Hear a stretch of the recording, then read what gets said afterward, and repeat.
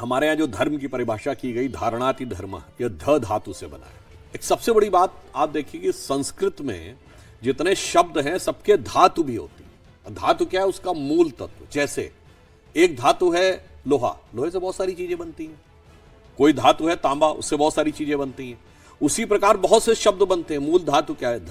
धा का अर्थ होता है धारण करना, इसीलिए देखिए धा से ही धैर्य बना है। धैर्य ही आपके अंदर की कॉन्शियसनेस को धारण करता। ध धातु से ही धरती बनी है, धरती सबको धारण करती है, इसीलिए धा से ही धर्म बना है। धर्म वह तत्व है जो संपूर्ण संसार और चराचर जगत को धारण करता है, और वही जब हम अपने आचरण में उतारते हैं तो धर्म कहलाता है। इसलिए सिर्फ हमारा धर्म नहीं, धर्म एक ही है, और वो है शाश्वत सनातन धर्म। जैसे धरती एक ही है, उसके ऊपर पंथ रास्ते अलग अलग हैं, तो उसी प्रकार धर्म एक ही है, मजहब अलग अलग है, रिलीजन अलग अलग है।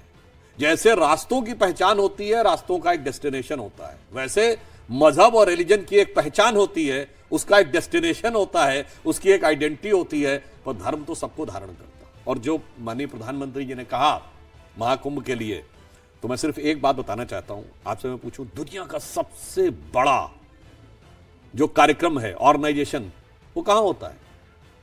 सबसे बड़ी जो लोग जुड़ते हैं, कुंभ। कोई इनविटेशन देता है जाके? क्या नहीं। केवल एक पंचांग में आप देखते हैं कि फला तारीख को मकर संक्रांति, फला तारीख को मौनी अमावस्या, या फला तारीख को बसंत पंचमी, और करोड़ों लोग, मौनी अमावस्या वाले दिन संभवतः 4 करोड़ के आसपास लोग आने का अनुमान है, 4-4.5 करोड़ लोग, और कुल मिला के यह उम्मीद है कि 30 से 35 या करोड़ लोग तक आ सकते हैं। मैं चुनौती से पूछता हूं, दुनिया में कोई ये बताइए कार्यक्रम जहां पर कि बगैर इनविटेशन के इतने लोग आ जाते हो। यहां पे हिंदू धर्म की एक विशेषता आपको बताऊं, हमारे जितने पर्व हैं वो सेलेस्टियल क्लॉक से भी गवर्न है। आपको पता है कि कुंभ मेला जो प्रयाग में होने जा रहा है, उज्जैन में भी होता है, नासिक में, हरिद्वार में। कितने वर्षों में एक बार होता है? 12 वर्षों में। 12 वर्षों में एक बार क्यों होता है, हम पहले भी बता चुके हैं। यह बृहस्पति ग्रह की साइकिल से कनेक्टेड है। बृहस्पति वृष राशि में है, वृष राशि के अंतिम चरण में जब होता है तो बृहस्पति वृष पे होगा, चंद्रमा भी वृष पे होगा, और सूर्य जब मकर में प्रवेश कर रहा होगा उस समय होगा। मैं पूछना चाहता हूं मेरे भाई, जिनको केवल 200-300 साल पहले यह पता चला कि बृहस्पति क्या है और उसका रोटेशन पीरियड क्या है, हम हजारों सालों से उसको एग्जैक्ट कैलकुलेट करके उसके हिसाब से त्योहार मनाते आ रहे हैं।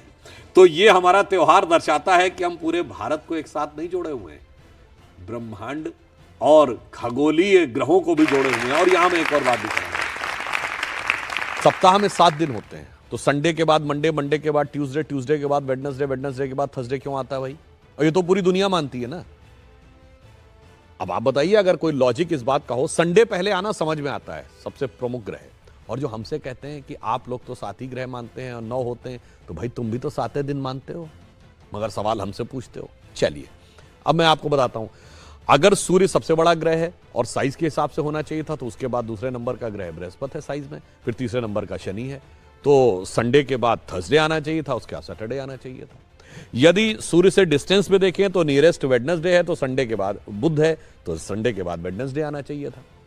परंतु ऐसा क्यों होता है? उसका कारण विशुद्ध भारतीय ज्ञान में है। जो भारत की वैदिक ज्योतिष है, जिसमें एक चीज होती है होरा, जिन्होंने थोड़ी बहुत एस्ट्रोलॉजी पता होगी उन्हें पता होगा, ये होरा शब्द जो है इसी से ही ग्रीक में हॉरोस्कोप शब्द जो अंग्रेजी में आया है वो होरा से ही आया है। अब होरा ये होती है कि यदि सूर्य की पहली होरा है तो 24 घंटे के बाद जब 25वां घंटा लगेगा, यानी नेक्स्ट ये जो फर्स्ट होरा होगी वो होगी चंद्रमा की। फिर चंद्रमा के बाद जो नेक्स्ट 25वें घंटे में पहली होरा आएगी वो आएगी मंगल की, मंगल के बाद बुध की। एग्जैक्टली जो वैदिक एस्ट्रोलॉजी के होरा के कैलकुलेशन का जो सीक्वेंस है कि सूर्य, चंद्र, मंगल, बुध, बृहस्पति, शुक्र और शनि, उसी सीक्वेंस में ये हफ्ते के 7 दिन हैं। और ये हम सब ने सुना भी है, ध्यान किसी ने नहीं दिया जब हम पूजा करते हैं अपने घर में। और तो वो नवग्रह शांति का मंत्र सब लोग सुने जरूर होंगे पंडित जी के मुंह से, ध्यान नहीं दिया होगा। उसमें क्या है? ब्रह्मा मुरारी त्रिपुरांतकारी, भानु शशि भूमि सुतो बुधश्च, गुरुश्च शुक्र शनि राहु केतु, सर्वे ग्रहा शांति करो भवंत। सबसे पहले क्या है? भानु यानी सूर्य, शशि यानी चंद्रमा, तो मंडे के बाद, संडे के बाद मंडे, भूमि सुतो मंगल, देन ट्यूसडे बुधस्य, गुरुश च शुक्र शनि। और यहां मैं एक और बात भी करना चाहता हूं, बहुत से लोग कहते थे कि हिंदू धर्म में बड़ा भेदभाव है। कभी आपने कुंभ मेले में देखा है कि वहां क्या जातियों के अलग अलग वो बटे रहते हैं? क्या सब आते हैं और सब आकर उसी भाव से रहते हैं?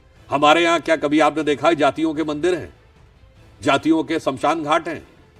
मगर दूसरी जगह आपने देखा होगा वर्गों के मस्जिद हैं, वर्गों के चर्च हैं, वर्गों के कब्रिस्तान हैं। इसके बावजूद हमें दिया गया ये ज्ञान है कि हमारे यहां डिवीजन है और वहां डिवीजन नहीं है।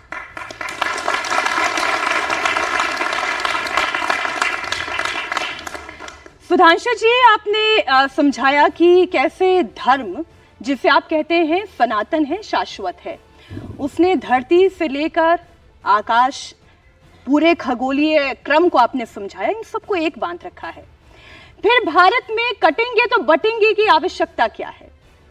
उसका कारण यह है कि जब कोई चीज बहुत प्रीशियस होती है तो उसे संभाल कर रखना है। आप में से कितने बच्चों ने मैक्स मूलर का नाम सुना है? बहुतों ने सुना होगा। आर्थर शोपेनहावर का नाम सुना है? आर्थर शोपेनहावर एक जर्मन फिलोसोफर है जिसने उपनिषदों का जर्मन में ट्रांसलेशन किया, और वो ये कहता है Upanishadic philosophy is the product of highest human wisdom. फिर वो ये कहता है कि अगर मानव के मस्तिष्क का सबसे विकसित स्वरूप देखना है तो आपको भारत के आकाश के नीचे आना होगा। ये आर्थर शोपेनहावर एक जर्मन कह रहा है, ये सिर्फ हम नहीं बोल रहे हैं अपने बारे में। तो आप ये समझिए कि जब इतना बड़ा ज्ञान आपको विरासत से मिला है, मगर अफसोस की बात यह है कि बहुत लंबा वक्त हमारा बुरा दौर गुजरा इस देश का, शताब्दियों तक, मगर उस मानसिकता से अभी तक मुक्ति नहीं मिली है। जो प्रधानमंत्री जी ने कहा ना अमृत काल है, तो अमृत काल का अमृत तो आप तब समझ पाएंगे जब पहले विष तो निकले।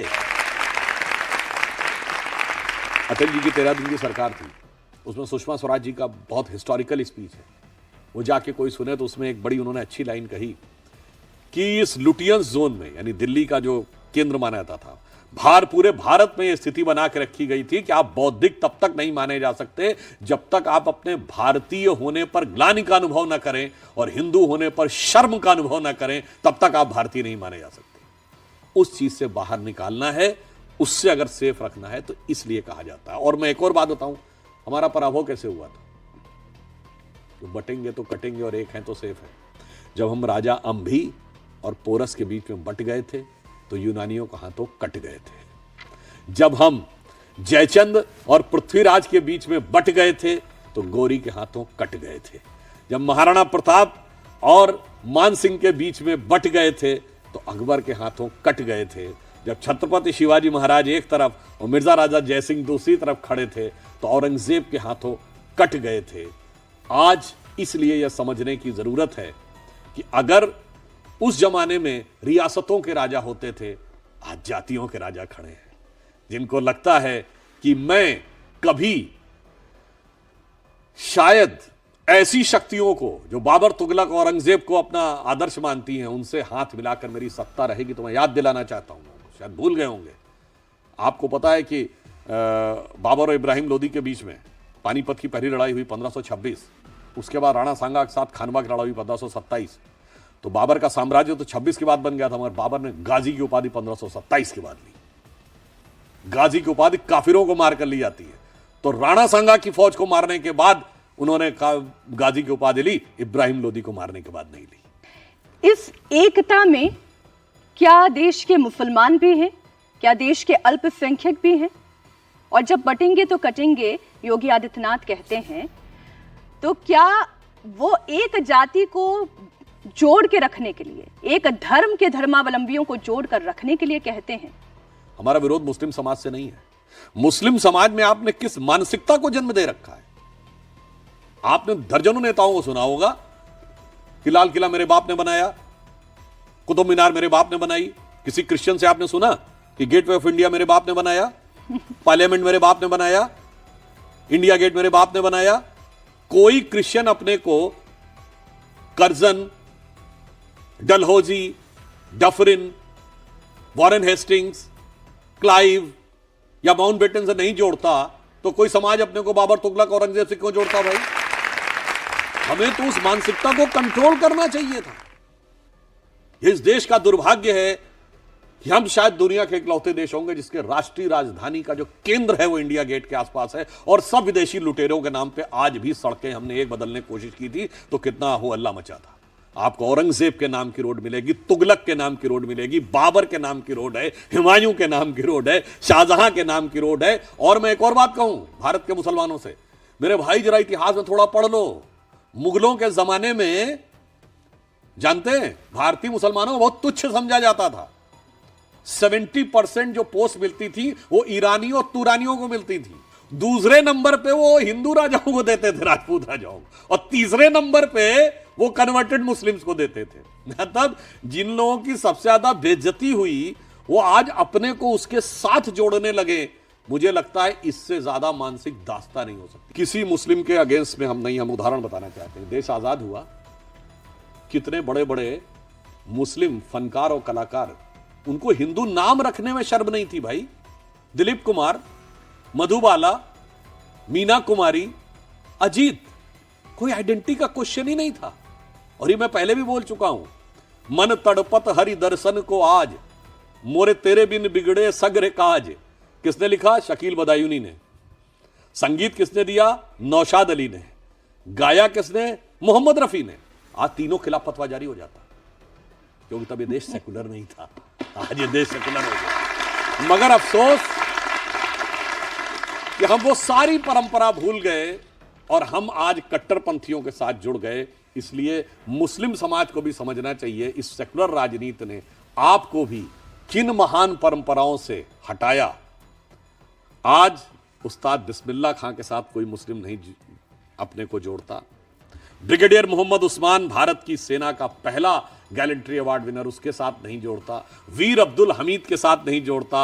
अशफाकुल्ला खां के साथ नहीं जोड़ता। सैयद इब्राहिम रस खान, महान कृष्ण भक्त कवि, उनके साथ नहीं जोड़ता। आलम शेख, महान कृष्ण भक्त के कवि, उनके साथ नहीं जोड़ते हैं। किसके साथ जोड़ते हैं?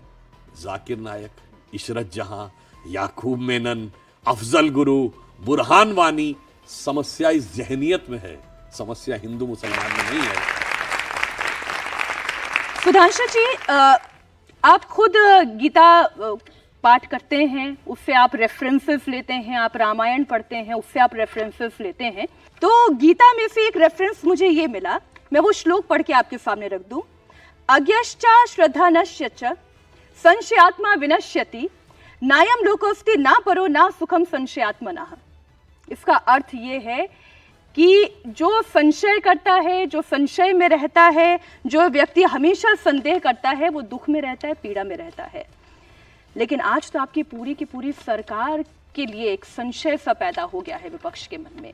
प्रियंका गांधी जब सदन में बोलती हैं तो कहती हैं कि कायर बहुत दिनों तक इस देश पर राज नहीं कर पाएंगे, ये देश बहुत दिनों तक कायरों के हाथ नहीं रहेगा। बिल्कुल, मगर शायद प्रियंका जी ने स्वयं नहीं पढ़ा है। हम दुनिया के इकलौते देश हैं जो 2000 साल तक विदेशी आक्रमण झेल कर भी बचे रहे।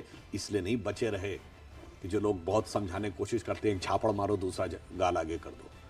हम वीर थे, लड़ने वाले थे, और जवाब कैसे कैसे देते थे इसका उदाहरण भरा पड़ा है दुनिया के इतिहास में। चंद्रगुप्त मौर्य ने जब सेल्यूकस को हराया था, आज से 2400 साल पहले, वहां से लेके विक्रमादित्य ने शकों को हराया, किस प्रकार से समुद्रगुप्त ने हूणों को हराया, बप्पा रावल ने अरबों को हराया। बप्पा रावल ने जो तुर्कों को हराया, तो अरबों को हराया था, तो फिर अरब कभी यहां पे लौट के नहीं आए। ललितादित्य मुक्तापीठ जो कश्मीर का राजा था, कितनी दूर तक उसने सेंट्रल एशिया, आज का बहुत सारा चाइना, तिब्बत का एरिया। मगर अफसोस, हमें क्या पढ़ाया गया? हमें हारने का इतिहास पढ़ाया गया, हमें जीतने का इतिहास नहीं पढ़ाया गया। हेमू ने जो पानीपत की दूसरी लड़ाई अकबर से हारा, कलकत्ता से लेकर दिल्ली तक 19 लड़ाइयां जीती, 19 में से एक का इतिहास आपने नहीं पढ़ा, हारने वाली लड़ाई। अभी आपने देखा होगा ना, बाजीराव मस्तानी फिल्म आई थी। पेशवा बाजीराव बल्लाड़ भारत के इतिहास के नहीं, दुनिया की हिस्ट्री के सबसे सफल जनरल्स में से एक। 40 लड़ाइयां लड़ी और 40 की 40 जीती, एक भी नहीं हारे। फिल्म में क्या प्रेजेंटेशन है? एक बेबस मजनू, सोचिए कि टोटल इंटेलेक्चुअल एस्टैब्लिशमेंट किस ढंग से प्रेजेंट करता था। और मैं कहना चाहूंगा, ये जो प्रियंका गांधी जी, कांग्रेस पार्टी तो उसी विचारधारा की है ना, जो अंग्रेजों से प्रेरणा लेते थे, जो अंग्रेजों के हिसाब से चलते थे। उनको भारतीयता के शौर्य और गर्व का कहां अनुभूति है। उनके लिए तो भारत डरा हुआ रहना चाहिए। क्यों? आपको याद है पार्लियामेंट की नई बिल्डिंग बनी थी, तो ये लोग कोर्ट गए थे बहुत से लोग कि उसके ऊपर जो शेर हैं वो आक्रामक दिख रहे हैं, इनको शेर बिल्ली जैसे चाहिए थे। मगर जब से एक शेर आके बैठ गया है, भारत माता का शेर दिल्ली में आके, तब से जितने भारत विरोधी हैं उनके मन में डर आने लगा है। यह बात सहज स्वाभाविक रूप से समझी जा सकती है। लेकिन वो तो ये भी कह रही हैं कि ये देश डर से नहीं चलेगा, ये देश संविधान से चलेगा, ये देश साहस से चलेगा। वो साहस की भी बात कर रही हैं। हाँ बिल्कुल, उन्होंने जो बात कही, साहस किसका, डर किसका। मैं याद दिलाना चाहता हूं, करीब 12-15 साल पहले की एक फिल्म है वेडनेसडे, नसीरुद्दीन शाह की। उसमें एक डायलॉग है कि आज जब कोई व्यक्ति घर से बाहर निकलता है तो हर 2 घंटे के बाद उसकी पत्नी उससे फ़ोन करके पूछती है ऑफिस पहुंच गए कि नहीं, चाय पी ली कि नहीं, खाना खा लिया कि नहीं। कि हाँ, वो ये नहीं जानना चाहती हर घंटे 2 घंटे के बाद कि चाय पिया, खाना खाया कि नहीं। वो ये जानना चाहती तुम जिंदा हो कि नहीं। क्योंकि वो दौर था जब इस देश में कहाँ धमाके नहीं होते थे। दिल्ली में, मुंबई में, गुवाहाटी में, पटना में, गया में, हैदराबाद में, चेन्नई में, नागपुर में, पुणे में, लखनऊ, फैजाबाद, वाराणसी, जयपुर। एक ऐसा इलाका बताइए जहां धमाके नहीं होते थे। चलती ट्रेन में धमाका, चलती बस में धमाका, रेलवे स्टेशन पे धमाका, बस स्टेशन पे धमाका, लिखा रहता था छूना नहीं, किसी चीज में धमाका हो सकता है। तब प्रियंका गांधी जी को डर नहीं लगता था। अब वो चीजें समाप्त हो गई, अब डर लगने लगा है। तब भारत डरा हुआ था, अब भारत स्वाभिमान से खड़ा हुआ है। अब भारत विरोधी शक्तियां डरी हुई हैं। यह अंतर आया है अब और तब के बाद। ये क्यों बयान आते हैं, उसके पीछे का परिप्रेक्ष्य ये है कि आज की तारीख में आपकी पार्टी के तमाम नेता सीधे सीधे विपक्ष को देशद्रोही की कैटेगरी में डाल देते हैं। क्या राहुल गांधी देशद्रोही हैं? बहुत अच्छा आपने सवाल किया। इंदिरा जी ने पाकिस्तान के 2 टुकड़े किए थे।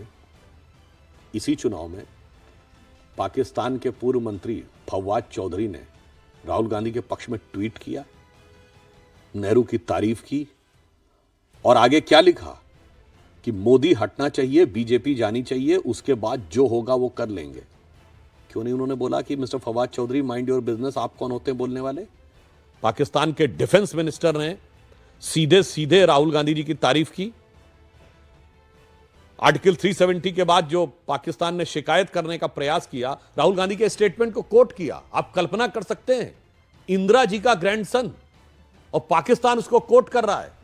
ये तो मैं दर्शकों के विवेक के ऊपर छोड़ता हूं, जो जाकर विदेश में कहें कि democracy in India has finished, तो उनसे पूछा गया judiciary, yes everything has finished. मगर यह विचार कहां से प्रेरित है? उसी इंटरव्यू में राहुल गांधी ने क्या बोला, जब उनसे पूछा गया कि आपका अलायंस तो मुस्लिम लीग से भी है, तो उन्होंने जो बोला वो इसी तेवर में बोला, Muslim League is absolutely secular, I am having no problem about it. यही बोला था ना। और इसी तेवर में Muslim League is absolutely secular, I am having no problem about it, but BJP is communal. क्या यह महज संयोग है कि पिछले 3 साल से जब जब संसद का सत्र शुरू होता है, यह विदेश में कोई भारत विरोधी खबर छपती है? अभी आइए आप 25 नवंबर, इसी 25 नवंबर को भारत का संसद का सत्र शुरू हुआ। 20 नवंबर को यूएस कोर्ट में अटॉर्नी की रिपोर्ट। अब आइए साहब, अगस्त में मानसून सत्र था, उसी अगस्त में 9 या 10 अगस्त को सेबी के खिलाफ रिपोर्ट। अब आप आइए 30 जनवरी 2023 संसद का सत्र शुरू होता है। 24 जनवरी 2023 हिंडनबर्ग की रिपोर्ट। 30 जनवरी को संसद का सत्र शुरू होता है, जाके डेट चेक कर लीजिएगा। 17 जनवरी बीबीसी की डॉक्यूमेंट्री मोदी जी के खिलाफ। अब आप आइए 19 जुलाई 2023 संसद का सत्र शुरू होता है। 18 जुलाई को मणिपुर का वीडियो। अब आइए 2022 में 19 जुलाई को पेगासस की रिपोर्ट और 20 जुलाई को संसद का सत्र शुरू हो रहा है। और पीछे जाइए 29 या 30 जनवरी 2021 को भारत की संसद का सत्र शुरू होता है और 3 फरवरी 2021 को फार्मर्स की रिपोर्ट। और रिपोर्ट उधर से आती है और इधर से हल्ला मचाया जाता है। अब आप खुद समझ लीजिए, इतने सारे सीक्वेंस ये सिर्फ महज संयोग है या एक व्यवस्थित भारत विरोधी प्रयोग है? एक रिपोर्ट तो आप भी लेकर आ गए सोरोस पर। सोरोस हम नहीं लाए, सोरोस ने तो एलानिया कहा है कि मैंने $1 बिलियन रखा है मोदी की सरकार को हटाने के लिए।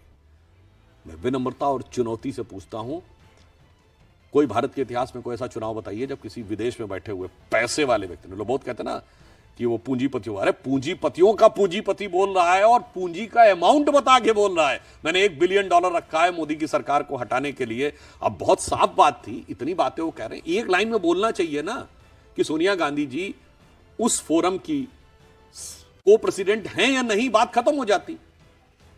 राहुल गांधी की यात्रा में चलने वाले सलिल शेट्टी सोरस फाउंडेशन के वाइस प्रेसिडेंट है, सोरस से जुड़े ऑर्गेनाइजेशन के हैं या नहीं, सीधे बोल देना चाहिए था, बात खत्म हो जाती। ये जो आरोप प्रत्यारोप आपके और विपक्ष के बीच में है, इससे इतर जो आपने पहले इससे बात कही और आपने ये कहा कि हम लॉजिकल बात कर रहे हैं, आप ये कह रहे हैं कि हम संस्कृति और सभ्यता की बात कर रहे हैं। विपक्ष को परेशानी इसी बात की है कि आप हिंदुत्व, सनातन, महाकुंभ, प्रयागराज, आप ये सब बात करते हैं, आप दूसरे पक्ष की बात नहीं करते। इस हिंदुत्व सनातन के नैरेटिव को पिछले 10 सालों में इतना ताकतवर और इतना बड़ा बना दिया गया है कि उसके इर्द गिर्द बाकी तमाम नैरेटिव खत्म कर दिए गए हैं। देखिए, ये भारत की पहचान है। अभी कुंभ होगा, आप देखेंगे हजारों की संख्या में विदेशी पर्यटक आएंगे, नॉन हिंदू हैं वो, और वो श्रद्धा भाव से आएंगे। मैं विनम्रता से पूछता हूं, किसी दूसरे धर्म, दूसरे मजहब में उस मजहब को न मानने वालों के मन में श्रद्धा हो और वो यात्रा करने जाएं तो बताइए। फिर वो आएंगे श्रद्धा भाव से, हफ्ता भर 10-10 दिन रहेंगे, हिंदू धर्म की तारीफ करके जाएंगे। अब उसके बाद उनसे कोई ये भी नहीं कहेगा तुम कन्वर्ट हो जाओ। मैं दावे के साथ कहता हूं कि अगर कोई ये कहे भर दे कि मुझे वेटिकन की यात्रा करनी, मुझे हज की यात्रा करनी, पहले सबसे पहले कहा जाएगा कन्वर्ट हो जाओ, उसके बाद कर सकते हो। यह है भारत की पहचान, और इसमें किसी प्रकार का कोई मतभेद तो था ही नहीं। ये मतभेद तो इन्होंने क्रिएट किया हुआ है। अन्यथा मैं पूछना चाहता हूं, इसी देश में तो रसखान भी हुए हैं, महान कृष्ण भक्त कवि, जिन्होंने क्या लिखा, मानुस हो तो वही रसखान, बसों ब्रज गोकुल गांव के ग्वारन, जो पशु हो तो कहा बस मेरो, चरो नित नंद की धेनु मझारन, पाहन हो तो वही गिरि को, जो धर्यो कर छत्र पुरंदर धारन, और जो खग हो तो बसेरो करो कहूं कालिंदी कूल कदम्ब की तार। आप सोचिए, आज तो फतवा जारी हो जाता भाई। उपनिषदों का सबसे पहले फारसी में अनुवाद किसने किया? दारा शिकोह ने, जो औरंगजेब का बड़ा भाई था। दारा शिकोह की जयंती मनाते हुए किसी मुस्लिम को दिखाइए। औरंगजेब की जयंती मनाएंगे। और मैं लास्ट में एक बात जो मैं कई बार कह चुका हूं, उसको फिर रिपीट कर देता हूं। 2019 में मार्क टेली, जो बीबीसी के पत्रकार रहे हैं और 3 दशक तक उन्होंने दिल्ली में रह के पूरे साउथ एशिया को कवर किया है, उन्होंने 2019 में लिखा है कि Muslims in India are the luckiest, और उसको उन्होंने आधार यह बनाया कि वो निजामुद्दीन एरिया में 26 साल रहे, दिल्ली के निजामुद्दीन एरिया में। एक तरफ हजरत निजामुद्दीन औलिया की दरगाह और दूसरी तरफ तबलीगी जमात का ऑफिस। उसने कहा कि न 3 दशक तक दुनिया में कोई मुस्लिम देश होता है, दोनों एक दूसरे से धुर विरोधी विचार रखने वाले एक साथ नहीं रह सकते थे। यह सिर्फ भारत है जहां एक साथ रह पा रहे हैं, क्योंकि ये हिंदू बाहुल्य। और यह भी मैं प्रमाण देता हूं। यह बताइए, जो इलाका मुस्लिम बाहुल्य हो गया, कश्मीर मुस्लिम डोमिनेटेड हो गया, बहुत कहा जाता है मुस्लिम, बहुत वो थी ना दरगाहें, सूफियों का सेंटर था। आज बताइए सूफियों कोई सेंटर बताइए, मैं पूछता हूं ना, कहां बचा सूफियों का सेंटर? वो आपको मिलेगी तो हजरत निजामुद्दीन औलिया की दरगाह यहां मिलेगी, अजमेर शरीफ की दरगाह वहां मिलेगी, देवा शरीफ की दरगाह बाराबंकी में मिलेगी, वहीं मिलेगी जहां हिंदू मेजॉरिटी में है। तो इसलिए मुस्लिमों का भी आपस का कंपोजिट कल्चर भी वहीं पे है, जहां पर हिंदू मेजॉरिटी में है। जहां निजाम मुस्तफा आ जाता है वहां मस्जिदों धमाके होने लगते हैं, जहां मंदिर का नामो निशान नहीं रहता है। ये सोचने की बात। मगर अफसोस की बात है कि हमारे विपक्ष के लोग थोड़े से वोटों की तिजारत के लिए तिनके की ओट में पहाड़ छुपाने की कोशिश कर रहे हैं। लेकिन विपक्ष ये कहता है कि हर बात पर गीता, हर बात पर रामायण, हर बात पर राम मंदिर, ये देश संविधान से चलेगा या फिर ये देश गीता से चलेगा, रामायण से चलेगा? संविधान के जो मूल तत्व हैं वो गीता और रामायण से ही तो प्रेरित हैं। बाबा साहब अम्बेडकर इस ड्राफ्टिंग कमेटी के चेयरमैन थे और बाबा साहब के बारे में जो आजकल कुछ पूर्वाग्रहग्रस्त होकर दुष्प्रचार जरूर किया जाता है, तो बताइए डायरेक्टिव प्रिंसिपल्स वाले चैप्टर के ऊपर कृष्ण गीता का उपदेश देते हुए बने हैं कि नहीं? फंडामेंटल राइट्स के चैप्टर के ऊपर भगवान राम, माता सीता और वीरवर लक्ष्मण जी का चित्र है कि नहीं? तो संविधान के लोगों ने कुछ सोच के ही तो बनाया होगा कि कौन सी चीज किन मूल्यों को प्रेरित करेगी।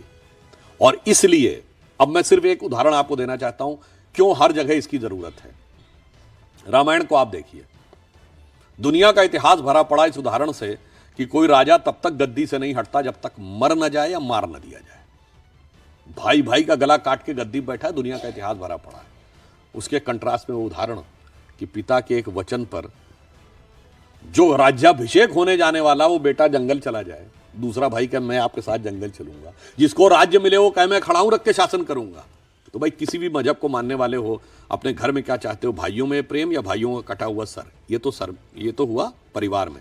अब आइए इंटरनेशनल लेवल के ऊपर। पिछले 30-40 सालों में देखिए तो इंटरनेशनल डिप्लोमेसी में क्या चल रहा है? एनेक्सेशन, कंट्री पे कब्जा कर लो, या सब्जुगेशन यानी वहां पे अपनी पपेट गवर्नमेंट बना लो, या डोमिनेशन, एक ट्रीटी साइन करवा लो। भगवान राम ने जब लंका को जीता तो क्या अपने राज्य में मिलाया, एनेक्सेशन किया? ना।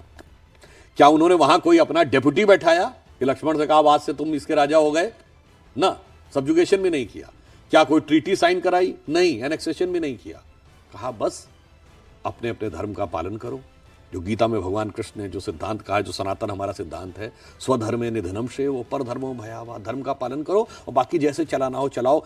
आज की जियोपॉलिटिक्स में बगैर किसी दूसरे देश को डोमिनेट किए हुए, सब्जुकेट किए हुए, बगैर डिस्ट्रॉय किए हुए पीसफुल कोएग्जिस्टेंस का एग्जाम्पल दिखाई पड़ता है तो भगवान राम के कैरेक्टर में। तो परिवार से लेके और दुनिया तक जो आदर्शों का प्रतीक दिखाई पड़ता है। इसीलिए अटल बिहारी वाजपेयी जी की बड़ी फेमस कविता है, हिंदू तन मन हिंदू जीवन, रग रग हिंदू मेरा परिचय। उसका जो अंतिम छंद है वो कहते हैं, होकर स्वतंत्र मैंने कब चाहा मैं कर लूं जग को गुलाम, मैंने तो सदा सिखाया है करना अपने मन को गुलाम। गोपाल राम के नामों पर कब मैंने अत्याचार किया, कब दुनिया को हिंदू करने घर घर में नरसंहार किया। कोई बतलाए काबुल में जाकर कितनी मस्जिद तोड़ी, भूभाग नहीं शत शत मानव के हृदय जीतने का निश्चय।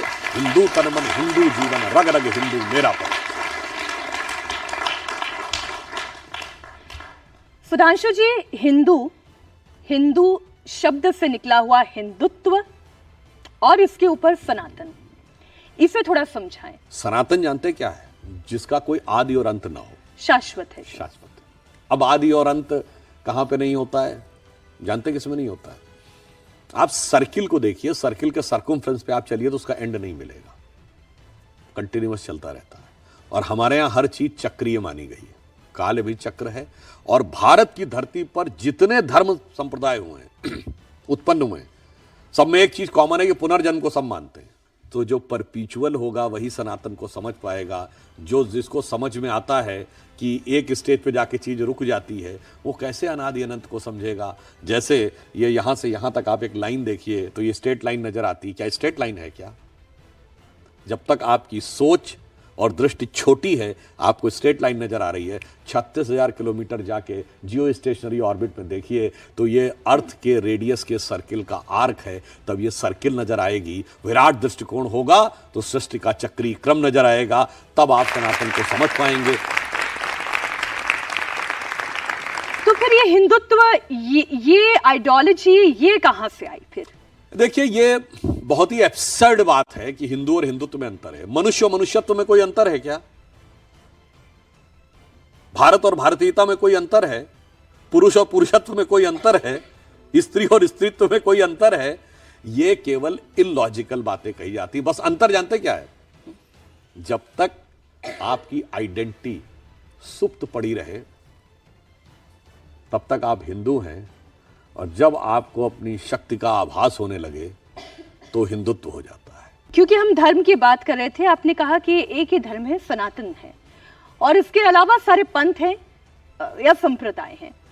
तो मेरा प्रश्न ये है कि ये देश धर्म से चलेगा, या फिर ये देश सौहार्द से चलेगा या नफरत से चलेगा? क्योंकि आज की परिस्थिति कुछ यही कहती है कि धर्म बड़ा या देश बड़ा। देखिए, ये देश धर्म के ही भाव से चलता है, क्योंकि हिंदू धर्म ही एक ऐसा है जिसमें विनम्रता से कहना चाहूंगा, आप कहीं लिखा दिखा दीजिए कि गैर हिंदू के साथ कैसा बर्ताव करना चाहिए, कहीं नहीं लिखा है। बाकी पंथों मजहबों में लिखा हुआ है। हमारे यहाँ ना कोई जिम्मी का कॉन्सेप्ट है, ना कोई जजिया का कॉन्सेप्ट है, ना कोई और कॉन्सेप्ट है, इसीलिए सबको साथ में लेकर चलते हैं। तो धर्म हमारा ये है, और यह देश धर्मनिरपेक्ष नहीं है। इसीलिए जो official translation of Indian constitution है उसमें कहीं धर्मनिरपेक्ष शब्द नहीं है, वहां पंथ निरपेक्ष शब्द है। मगर इसके बावजूद एक फर्जी शब्द गढ़ा गया, धर्मनिरपेक्ष धर्मनिरपेक्ष धर्मनिरपेक्ष। वो इसलिए किया गया कि भारत की जो जैसे धर्म की जो परिभाषा है वह है धृति क्षमा दमोस्तेयम शौच इंद्रिय निग्रह धी विद्या सत्यम अक्रोधो दशकम धर्म लक्ष्मण। मतलब धैर्य है, विद्या है, क्रोध न करना है, चोरी ना करना है। इनमें कहीं क्या किसी एक पूजा पद्धति का नाम है? ना। किसी एक किताब का नाम है? ना। किसी एक कोई मैसेंजर ऑफ गॉड का नाम है? ना। और आपको एक और बता दो, ये मनुस्मृति में लिखी है धर्म की परिभाषा। इसमें कोई कॉन्फ्लिक्ट नहीं है। हाँ, कॉन्फ्लिक्ट वहां पे आता है जब आप कहते हैं जो मैंने कहा ये फाइनल है, इसके अलावा जो भी है वो उसको हिकारत की नजर से देखना है, तब समस्या आती है। इसलिए भारत में यदि सबको साथ में लेकर चलना है तो वो केवल हिंदू धर्म के भाव के साथ आप साथ लेकर चल सकते हैं। और इसीलिए जहां जहां हिंदू धर्म का प्रभाव खत्म होता चला गया, जहां हिंदू घटा वहां देश बटा।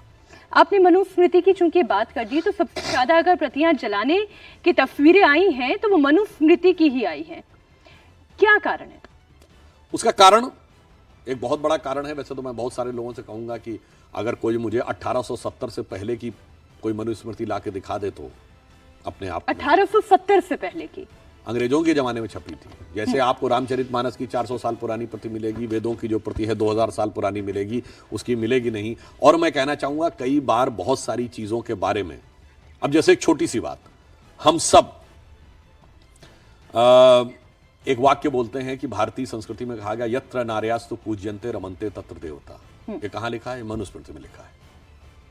ठीक है, मगर मजे की बात यह है कि जो लोग ये कहते हैं कि 4 बीबी होनी चाहिए, जो कहते हैं ट्रिपल तलाक होना चाहिए, जो कहते हैं हलाला होना चाहिए, जो कहते हैं मेहरम होना चाहिए, मगर उसमें कोई खराबी नहीं है, और यत्र नार्यास्तु पूज्यन्ते रमन्ते तत्र देवता में खराबी है, तो मुझे लगता है इस बारे में भी जरा ईमानदारी से विश्लेषण करने की जरूरत है। मैं आपसे अंतिम प्रश्न, सनातन की अगर विवेचना करने के लिए आज के युवाओं को आप समझाना चाहें तो सबसे सही पुस्तक, सबसे सही ज्ञान का स्रोत क्या हो सकता है? कि ये उन रिलीजन, पंथ या मजहब पे लागू होती जो एक पुस्तक पे भरोसा करते हैं। हमारे यहाँ तो इतना वर्सेटाइल और डाइवर्सिफाइड है, और हमारे यहाँ तो अलग अलग कैटेगरी, जैसे आप प्योर अगर एब्सोल्यूट इंटेलेक्ट तक पहुंच पाए तो वेद पढ़िए, फिर आपको लगे उसमें समस्या है तो उपनिषद पढ़ लीजिए, फिर उपनिषद में भी लगे कि अब वो भी बहुत जटिल है तो गीता पढ़ लीजिए, अब वो भी लगे जटिल है तो रामायण की कहानियां पढ़ लीजिए, वो भी लगे जटिल है तो पंचतंत्र की कहानियां पढ़ लीजिए। हमारे यहाँ हर प्रकार की चीज के लिए सब तरफ सब प्रकार की चीजें उपलब्ध हैं, और यही वजह है कि इस बुरे दौर में, मैं एक और बात एक फाइनली कहना चाहूंगा, जिन लोगों को लगता है कि हिंदू धर्म और भारतीय संस्कृति में कि हमारे प्राचीन ग्रंथों में बेकार की बातें भरी हुई हैं, बड़े बड़े साइंटिस्टों ने, और रॉबर्ट ओपेनहाइमर ने जिसने कि एटम बम बनाया, उसने तो गीता के बारे में कोट किया, वो तो आप सबको पता होगा। वैसे तो उस मूवी में गलत सेंस में वो यूज हुआ, मगर मूवी में भी इसका उल्लेख है, जो गलत तरीके से उसका चित्रण है कि रॉबर्ट ओपेनहाइमर ने जब परमाणु बम का पहला विस्फोट हुआ 16 जुलाई 1945 को मैनहट्टन प्रोजेक्ट के साथ, उसका उन्होंने, और बाकी मैं कहूंगा बच्चों से, मैट्रिक्स मूवी कितनों ने देखी है? पुरानी वाली 99 सभी ने देखी होगी। 2002 वाली मैट्रिक्स 2 कितनों ने देखी है? अगर नहीं देखी है तो नेट पे जाना, और उसका लास्ट जो कास्टिंग सॉन्ग है वो जरा सुनना। क्या होता, मूवी खत्म हो जाती है, हम उठ के चल देते हैं, हम ध्यान ही नहीं देते। जानते कास्टिंग सॉन्ग लास्ट का क्या बोला? असतो मां सद्गमय तमसो मां ज्योतिर्गमय मृत्योर्मामृतम गमय। हमारा मजाक उड़ाते थे ना कि पितृपक्ष में पितरों को तर्पण देते हैं, ये क्या बेकार की बात है, बेवकूफ़ी की बात है, यहाँ पे किया और वहाँ कैसे हो जाएगा। हम अपने पूर्वजों के इंटेंगल्ड पार्टिकल हैं कि नहीं? एक ही पार्टिकल्स अलग हुए हैं कि नहीं? तो if there is an action on one particle, reaction will be on the other particle anywhere in the universe. वो किसी प्लैनेट पे हो, किसी गैलेक्सी में हो, किसी मिल्की वे में हो जाएंगे। इसीलिए मैं कह रहा हूं सनातन को समझना है तो बुद्धि। और लास्ट में एक पॉइंट और कह देना चाहता हूं, बहुत से लोग कहते हैं अरे जब चीज निकल आती है तब आप बता पाते हैं, पहले काहे नहीं बताते। तो हम ये कहते हैं पहले भी लिखी होती है, आप समझने की बुद्धि नहीं रख पाते हैं, इसलिए नहीं बात पाते। जैसे चौथी क्लास के बच्चे को आइंस्टीन की रिलेटिविटी थ्योरी की एमएससी की बुक दे दीजिए, वो नहीं समझ पाएगा। जब वो एमएससी में पहुंचेगा तब समझ पाएगा। तो आपका दोष नहीं है, आप जाके धीरे धीरे समझ पा रहे हैं। सुधांशु जी, आपसे चर्चा करके मैं ये बोलूं साइंस की नॉलेज बढ़ती है, अध्यात्म की नॉलेज बढ़ती है, पॉलिटिक्स की नॉलेज बढ़ती है, या सनातन पर ज्ञान बढ़ता है। इतना जरूर है जो अंतिम बात आपने कही कि आपका अपना कर्म ये तय करेगा कि आपकी अपनी नियति क्या होगी। वैसे मैं एक चीज और कह देना चाहता हूं जी बच्चों को, धर्म और विज्ञान कैसे जुड़ा हुआ होता है। अब जैसे मान लीजिए ये आपको भगवा रंग का दिखाई पड़ रहा है, इतनी साइंस तो सबने पढ़ी होगी, या ये ब्राउन कलर का दिख रहा है, तो ब्राउन क्यों दिखता है हमें? लाइट में 7 वेव्स हैं, तो बाकी सारी वेव्स को उसने एब्जॉर्ब कर लिया, जो रिफ्लेक्ट की वो आपकी आंखों तक पड़ी। तो आपको हरा इसलिए दिखता है कि ग्रीन कलर को उसने रिफ्लेक्ट किया, आपको नीला इसलिए दिखता है कि नीले कलर को, जैसे आप लोग पीले वस्त्र पहन के बैठे हैं तो पीले को रिफ्लेक्ट किया, बाकी एब्जॉर्ब किया। इसका मतलब दुनिया में आपकी पहचान जो आपने एब्जॉर्व कर लिया, जो धर लिया, उससे नहीं बनती है, जो आपने दिया उससे बनती है। साइंस भी यही बता रही है और हमारा धर्म भी यही बताता है कि ईशावास्य मिदम सर्वम यत किंच जगत्याम जगत तेन त्यक्तेन बुंजी था। त्याग करो फिर भोग करो, वही, और किसी के धन का लोभ मत करो।